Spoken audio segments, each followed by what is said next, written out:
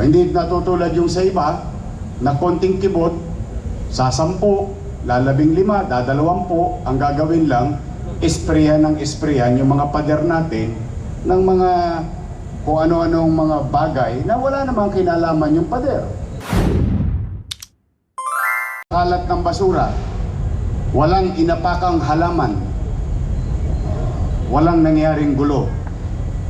Mapayapa silang dumating, maayos silang dumating, mapayapa at maayos din silang umalis. Pero sa likod dito ay may mga ahensya ng gobyerno ng lokal na nangapuyat, nag-ayos at ipinaramdam natin na sa Maynila malaya silang makagagawa or put into practice their freedom of expression as long as that kind of freedom and right may nakaatang ding responsibilidad. Ibig sabihin, dumako kayo dito na maayos din kayong aalis. Sapagkat karapatan din ng bawat Manileño at sino mang dumadako dito para magtrabaho at maghanap buhay o mag-aral na magkaroon ng maaliwalas at panatag na pamayanan. Hindi natutulad yung sa iba na konting kibot, sa 10, lalabing 5, dadalawampu, ang gagawin lang, isprayan ng isprayan yung mga pader natin ng mga kung ano-anong mga bagay na wala namang kinalaman yung pader. Kaya siya namang gagastusan ng syudad.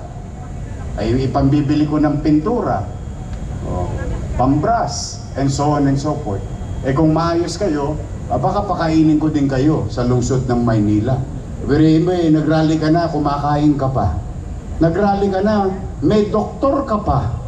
Nagrally ka na, may MDRR mo ka pa. Nagrally ka na, may security ka pa. So everybody went to, things will go north if everybody is being respectful to one another.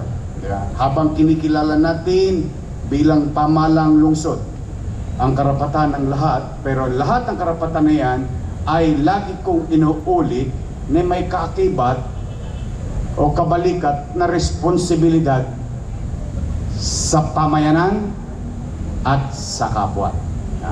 Kaya po maraming salamat sa mga nabanggit kong ahensya, at kung hindi ko pa kayo nabanggit, binabanggit ko kayo at binibigyan ko kayo ng papuri ngayong umaga sa inyong lahat. At mukhang nalalapit na rin si Jess. Jess, 7 yung iyong pagpipilian. Maaari last week nagkahiwalay kayo ng jowa mo. Mukhang may tinamaan. Huwag kang mag-alala pag nawala yung jowa. There's so many fish in the ocean. Maaring tumukod kayo sa gastusin, maaring nakaluwag kayo sa gastusin, maaring nakaramdam kayo ng pag-angat, kagaangan, hirap. But those are the things of the past. What happened last week is the things of the past. What matters today is that today is a new day. Another Monday, another week to be of service to the people. At paulit-ulit itong maririnig sa akin. Many are called, but few are chosen. We were given a chance by God, by some, to be of service to others. And let's utilize that.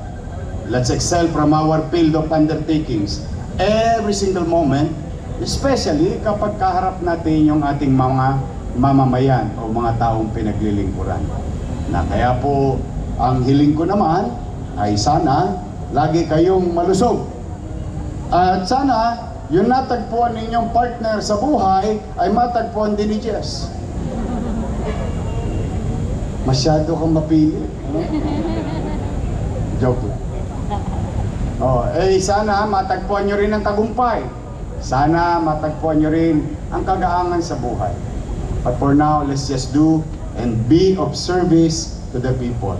And I wish this week, and the coming weeks and days, moving forward, lahat kayo'y maging manatiling malusog. At pumanatag kayo, ang pamahalang lungsod ng Maynila ay patuloy napupuhunanan kayo, ang kaanak nyo, kapitbahay nyo, kakilala ninyo, pagpatungkol sa usaping pangkalusugan, sapagkat ito po ay isa sa mga polisiya programa under MBN, Minimum Basic Needs, Housing, Education, Healthcare, and Jobs. That's where whatever money, resources, limited, the big chunk of that limitation or limited resources will be dedicated into this MBN. And that will address the health sector, the health of our citizen. Kaya po, totoo po yung nabanggit ni Director Padilla. A few months ago, nakakita tayo ng pinakamagandang health center sa buong mundo. The only health center na may falls sa loob ng building para pong resort. But we fixed that, and we continue to fix others, and we continue to rebuild others, and to continue to reclaim others. Yung mga sinarang health center, we will reclaim them, we will develop them, so that there will be less foot traffic in our 7th hospital.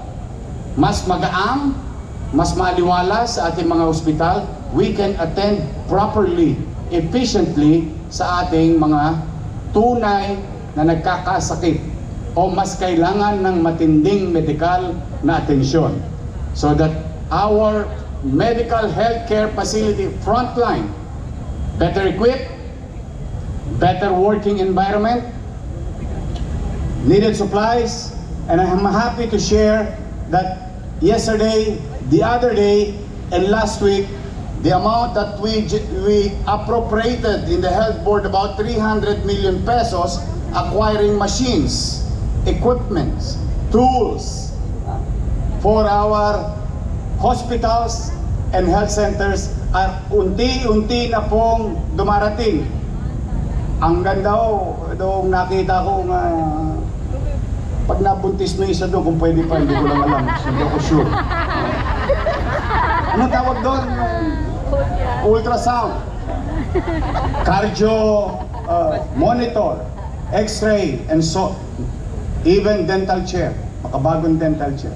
These are sets of equipments that we are going to produce or deliver in every health centers and hospitals. We will continue to buy new, replace the old, and destroy. We will continue to equip those facilities so that maging maginhawa naman sa ating mga medical practitioners ang pag-deliver ng healthcare. Tuloy-tuloy po yun, pumanatag kayo. Kaya po, stay healthy.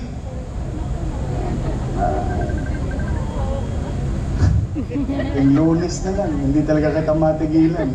Stay healthy, stay focused, and excel from your field of undertaking. Mag-iingat kayo, sapagkat I cannot do it alone. With all honesty and humility, we need to come together, because together we can make Manila great again. Magandang umaga at pagpalain nawa kayo ng buong may kapal. Manila! God first. Thank you.